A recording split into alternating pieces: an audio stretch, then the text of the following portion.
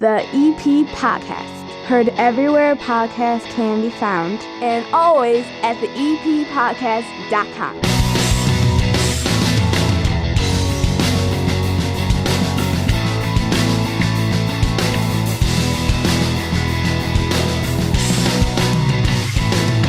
All right, normally I would tell you to belly on up to the 9-foot homemade oak bar and pour yourself a cold one, but we're doing this show mobile at a couple of different events that happened last week in Evergreen Park. And as we kick it off, we're at the American Legion Car Show that occurred on Saturday. And I am going to tell you all about, first of all, the First National Bank of Evergreen Park, our proud sponsors.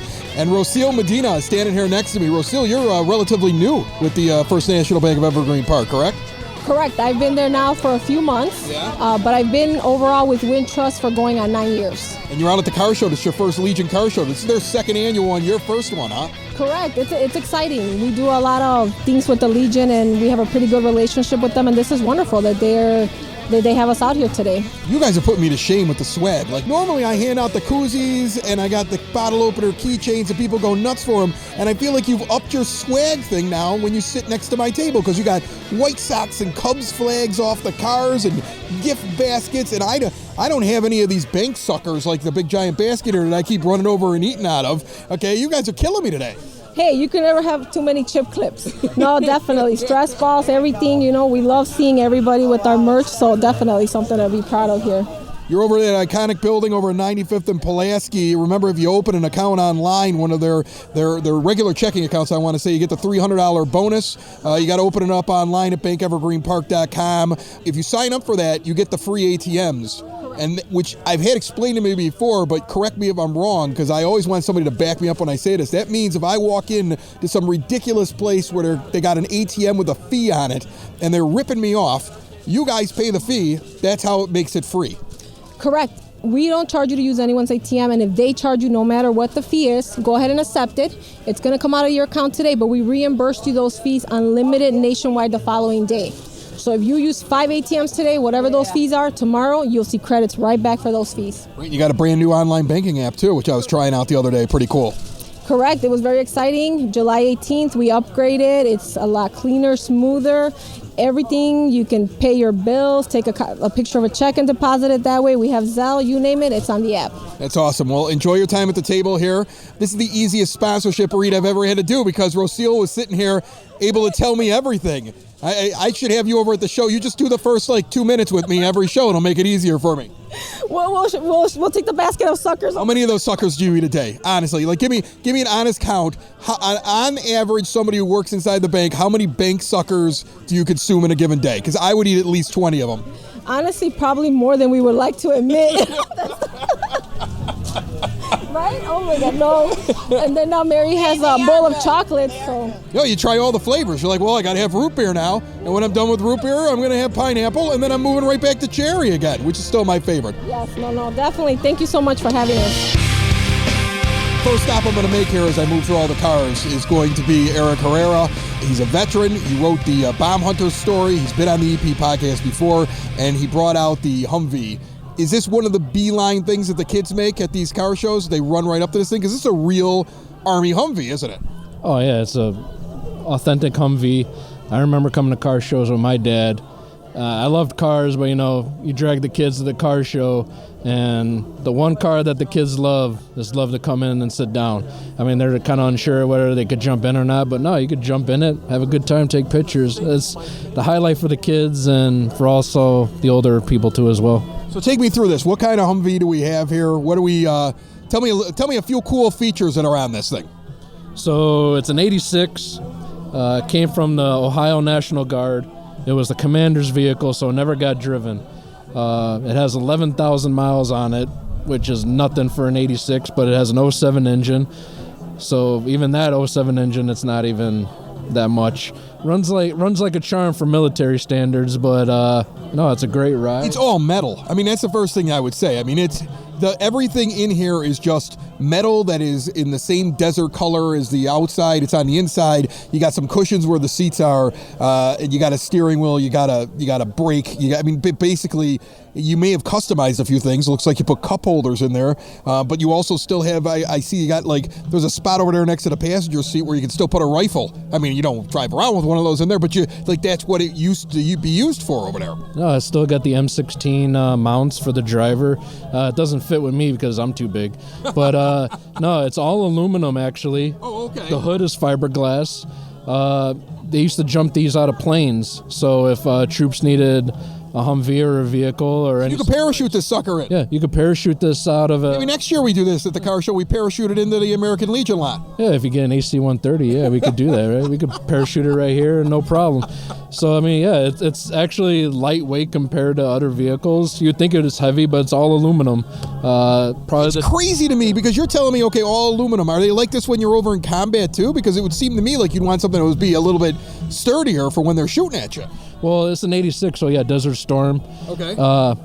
Wasn't as much as when I was in Iraq. We had up-armored vehicles. So you had ones that were like a little thicker when you were over there. So yeah, we had the windows were maybe 2-3 inches thick. Yeah. So it would be extended out even more than what the side mirror is. So yeah, it's Desert Storm vehicle. That's what GM did for the military at the time. And yeah, just jump out of planes, and that's what it was used for. So when you're driving this down the street, does it fit in the lanes? Because it seems to me like you got to be perfect to keep it in between the dotted line and the yellow line. Oh yeah, got to be between the lines, otherwise it definitely will not It's fit. close, isn't it? Oh, it's close. Well, no one's gonna come near me anyways, so they're a little bit scared. I'd avoid you. Yeah, so I pretty much got my own lane when I drive down the street. No one comes near me. Just everyone asks about it, and love telling stories about it and giving a perspective on it. All right, well, if you missed this, trust me, Eric brings it out every once in a while for events.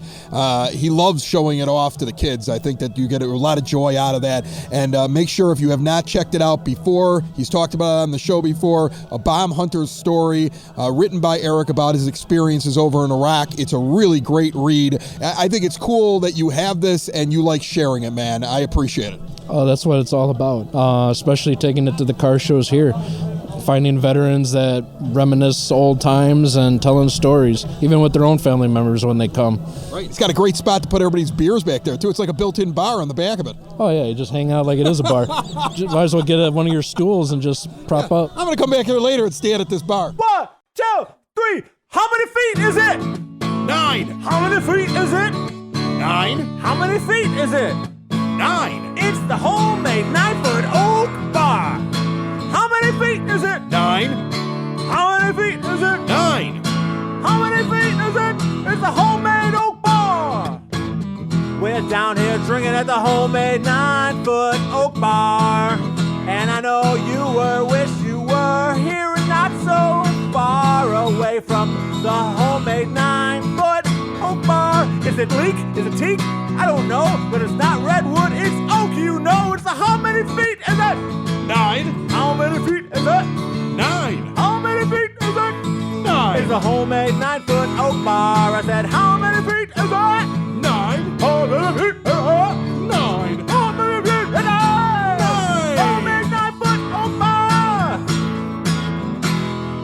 Homemade 9-foot oak bar. Remember, if you're looking for the absolute best and authentic Mexican-American food, you can find it just outside of Evergreen Park at Americano's Restaurant, 111th and Western. With their incredible selection of gourmet tacos, you can mix and match, get a big platter for the kids and the family. They have all the sides and fixins as you get the steak, the brisket, the chicken, the pork, the fish and shrimp, the elotes and poblano, even that pork belly taco, and so many more. The big, beautiful bar with an extensive selection of tequilas, whiskeys, beers, and wines. And don't forget to try that Cadillac margarita, all premium and fresh squeezed ingredients. In fact, they are doing margaritas all up and down Western at all those different restaurants, and you got to get into Americanos to try the best if you're doing that. Stop in for lunch, date night, or bring the whole family anytime. Catering options and more available at americanosrestaurant.com.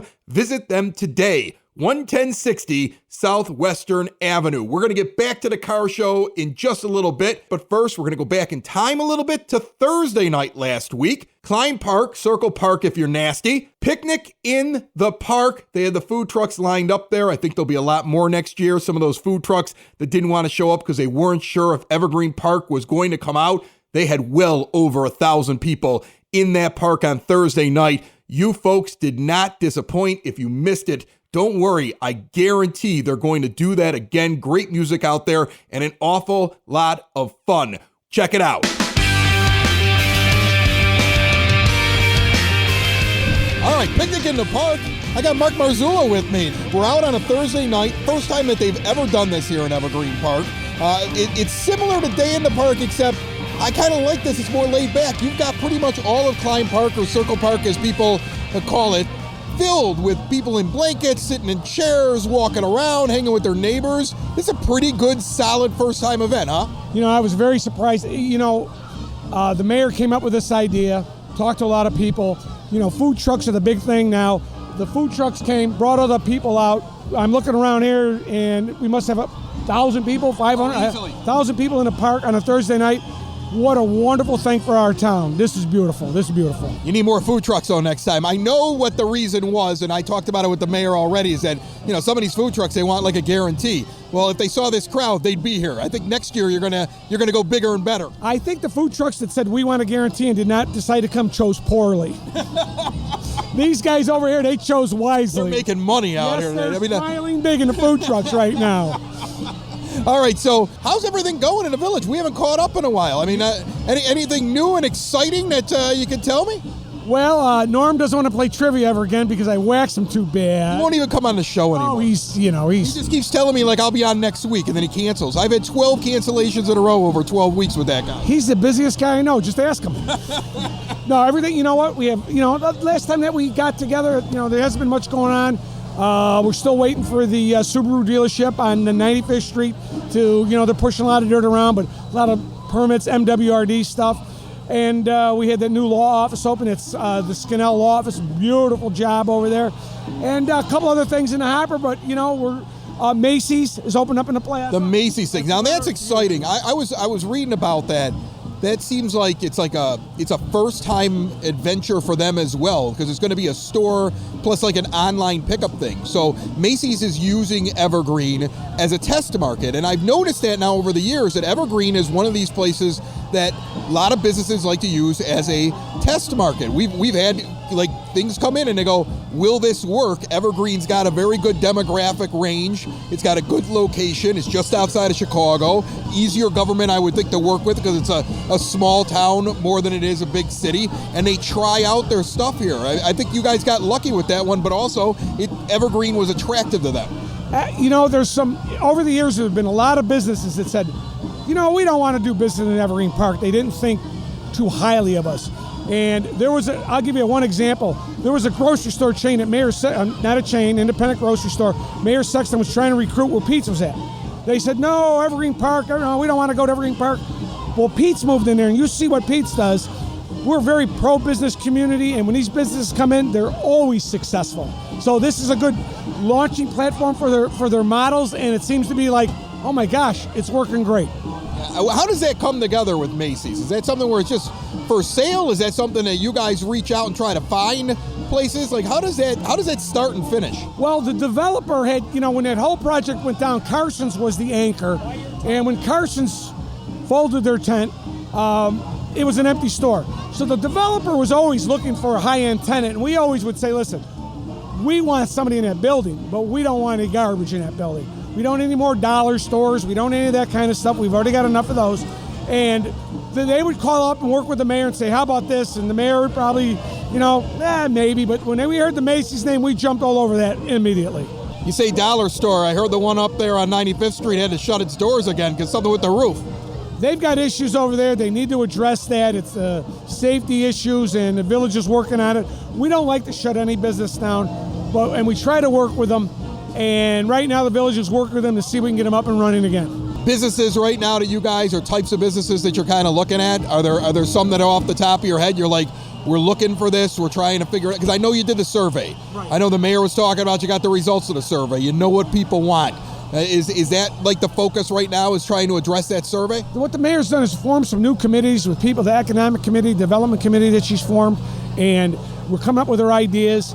Is your favorite thing and my favorite thing, we say, we need a brewery in town. We sound like a bunch of drunks when we say that. We think differently. But there's been a wide range of things that people were interested in, and part of the commentary was, when they talked about food trucks and things like this, and we've taken some of the ideas from the citizens, and it's worked out marvelous. And it's some of the ideas they have. We'd love to have a Neiman Marcus and some of the high-end stores, but they're very tough to get sometimes. But we always have businesses looking at us, want to be in our town because of success they see of the other businesses. So what are you doing this summer? What is a Mark Marzullo village trustee done with his summer? I know you're just not wandering around the park. I know they don't keep you locked up until there's an event. What do you do for fun in the summer? What I do for fun is hang out a little bit. You know what? I see you all the time near a beer tent, I'll be honest. I saw you at Redeemer's Carnival. I see you here. I live in Evergreen Park my whole life, okay? So I know every nook and cranny in town. And my enjoyment is having my grandkids come over to the park, play here, take them down to Pappy's. It's a simpler time for me than when Bleeckers is open and Panam's is open. I spend a little time there. But my enjoyment is hanging out with the kids, seeing these young families. Like, I look around here tonight, the young families with their young people keep on moving in this town. This is what it's all about. We're here to promote our village so young people move in, and I hope 100 years from now, more young people, and we want to keep this town the greatest place to live and raise a family. And by looking at the park tonight, things are working out. And the parks are a big thing. I've heard the mayor wants to use them more often, and here you go. You got a picnic in the park.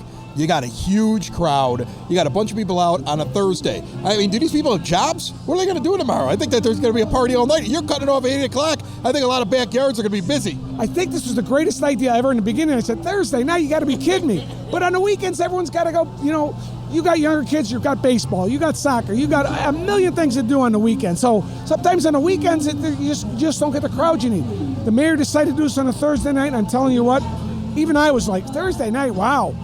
And now I'm looking around and go, wow, what a great idea, Mayor. That's awesome. Mark Marzullo is one of your village trustees. He's always nice enough to jump on the EP podcast. Go back and enjoy yourself a little bit more, my friend. Chris, thanks for everything. And again, thanks for everything you do for our village. Guys like you are promoting our village, seeing the good things and spreading the word. That's why Evergreen's a great place to live, because we got so many great people in this town. Look at all those people in this great suburb, driving down 95th and Kedzie. What a great place. It's called Evergreen Park, but we know it better as the EP. We're known for more than just the Unabomber. Remember Ted Kaczynski? You guys might even remember that big old rooster on 95th Street. It's all part of EP's history. So listen up to the EP podcast. You might be asking why. Because we talk about all things and we celebrate all the great things in the 60805. It's the EP podcast. All things Evergreen Park. It's the EP podcast. Evergreen Park.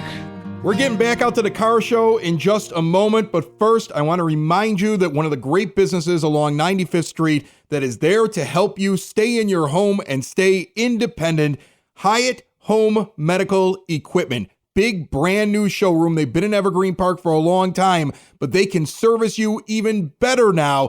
Anything from diabetes treatment, an extra oxygen tank for around the house if you need that. Do you need a CPAP machine? Not only will they fit you with the best one for you, but they have testing rooms as well. Ramps for outside, chair lifts from the first to second floor, you name it, they handle it, and you got somebody right here in the neighborhood to talk to if you have any questions. Remember, if you mention the EP podcast, you get money off, plus they work with your insurance. Check them out online at hhme.com or stop in and see them. 3518 West 95th Street in Evergreen Park.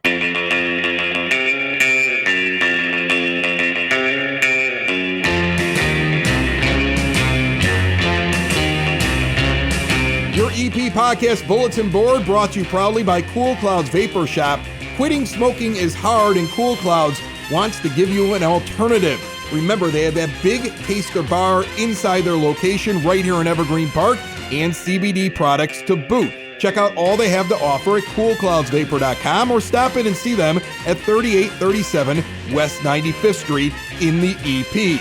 There is a great one-day trip that the Office of Citizen Services is offering Tuesday, October the 18th, where they're going to visit the homes of Frank Lloyd Wright, Ernest Hemingway, Chicagoland gangster sites, but you have to sign up by the end of the day this episode comes out, Monday, August 15th. Stop into the Community Center, 3450 West 97th Street for more details. There are some upcoming free summer concerts you might want to check out. 6 p.m. Circle Park on Sunday, August 21st. Rick Lindy and the Wild Ones Band is going to be out there. And do not forget Rich Daniels and the City Lights Orchestra. Rich has been on the show before. Maybe we'll get him back over here before that show, 5 p.m. on Monday, September the 5th. That is Labor Day in 50 Acre Park, 91st and Rockwell. And right after that show, fireworks in the park. Remember our good friends over at Sid Sauce grow their peppers right here in Evergreen Park and take their locally sourced food, package it up, and bring it to your door if you're in Evergreen or a 5-mile radius around it. Small batch flavor-packed hot sauces make everything better. I swear by them. It's the only place I get my hot sauce from. Check out all they have to offer at sidsauce.net. And the next event that's happening very soon, Glenn Panuski on a recent episode talked about it. Remember, you can get every episode on demand anywhere podcasts can be found and always at the eppodcast.com. A type in and tune in Saturday, August the 27th from 1 to 4 p.m.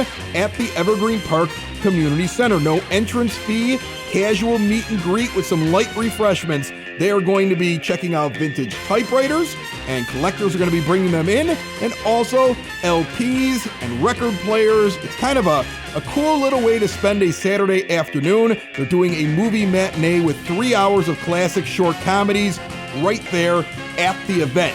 For more information, give them a call, 708-422-8776. If you have something for the bulletin board, reach out to us through the eppodcast.com. We now head back to the car show at the American Legion. Check out some cars and hear more about what the Legion has been doing this summer and what's coming up very soon.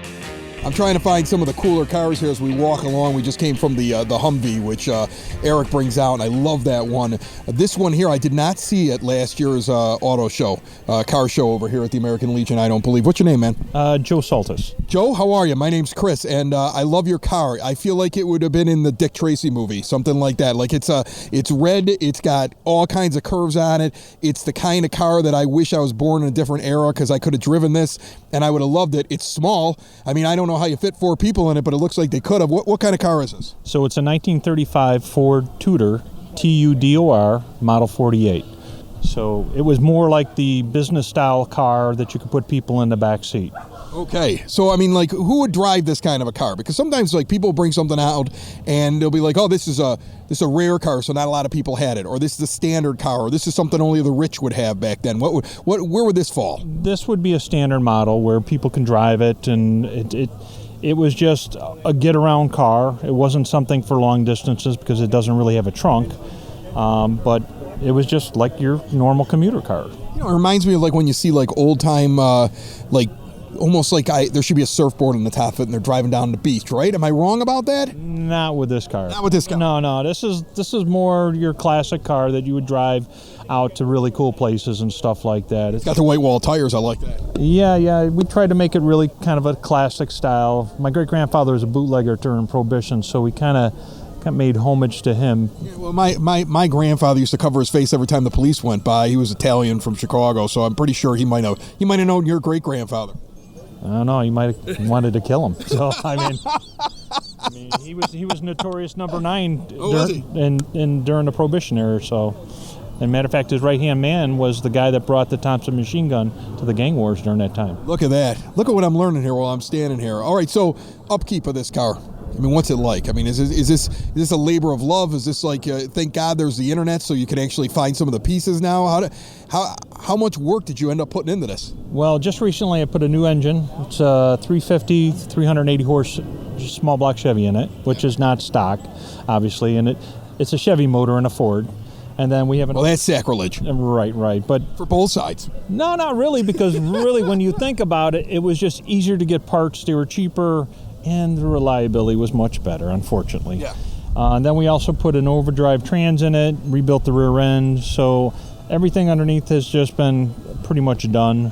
And it's for really cruising. We go long distances. We go 500-600 miles with it, and we actually enjoy it. When you sit in a car like this, do you find with the modern cars that you're sitting lower than everybody else? Does it feel awkward with some of the beasts that are on the road when you're riding along?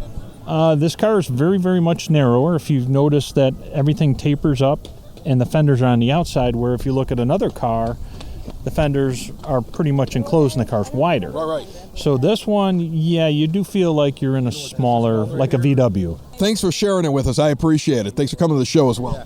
Thank you. All right, this is kind of a fun show because everything that's on this episode is done mobily. We went to Klein Park and we did their whole thing with the food trucks, and we're at the American Legion for their second annual car show. Bob, tell me a little bit about what the plan was today, and it's bigger this year, isn't it? Absolutely. Last year was our first year. We kind of threw it out there and just played with it. This year we did a lot more planning, a lot more advertising.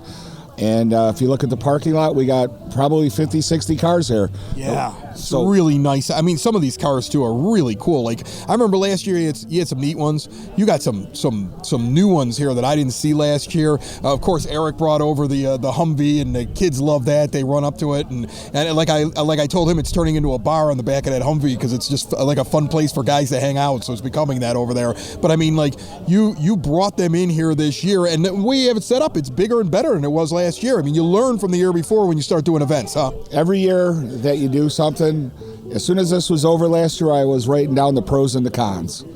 And I've been planning this for a year with our other members, how I wanted this done, how I wanted to lay out, and everything, even the weather, helped us out today. Yeah, I was just going to tell you, you planned the weather out here mid-70s, and it's not, you're not baking in the parking lot on the blacktop. Although my kids would be a little annoyed with you if that's what you did, because we just got a brand new pool and it's been cool all week. Like, I put a pool in and it dropped to 70 degrees in August for a week. Just put a heater in it, they'll jump in. Yeah, that's great. More money after I bought the pool. That sounds great. A gas heater. Oh my goodness.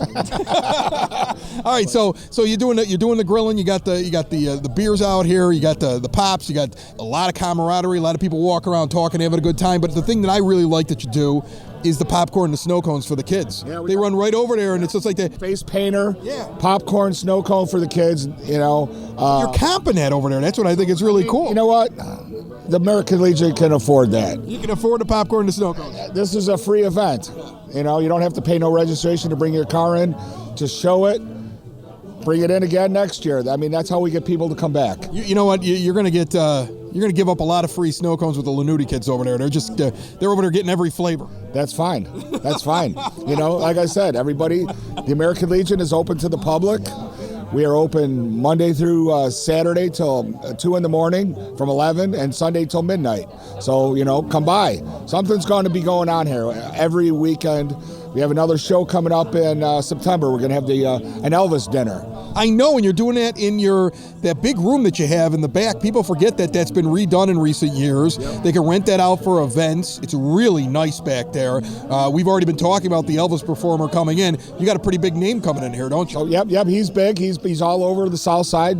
Joe Torado, and get your tickets now because they're going. You get dinner with that too, don't you? Yeah, you get a dinner with it. I'm not sure who we're going to use yet. Either we're going to use Bartolini's or Baracos. I don't know yet. I haven't picked the choice yet, but throwing it out there to them now that there's a little competition. There's competition because we're trying to bring in people here, and that's what we're doing.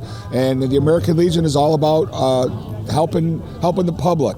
helping our community. So, we want people to come in and enjoy our Legion, enjoy our post, enjoy our gaming machines, enjoy anything that you want here. We are the cheapest place in Evergreen Park. I'm going to tell you that right now. Doesn't look cheap, though. You guys have really cleaned it up. It looks wonderful. We spend a lot of money on stuff, but we want to open it up to our community, and that's the way it's supposed to be. All right. The American Legion is all about community.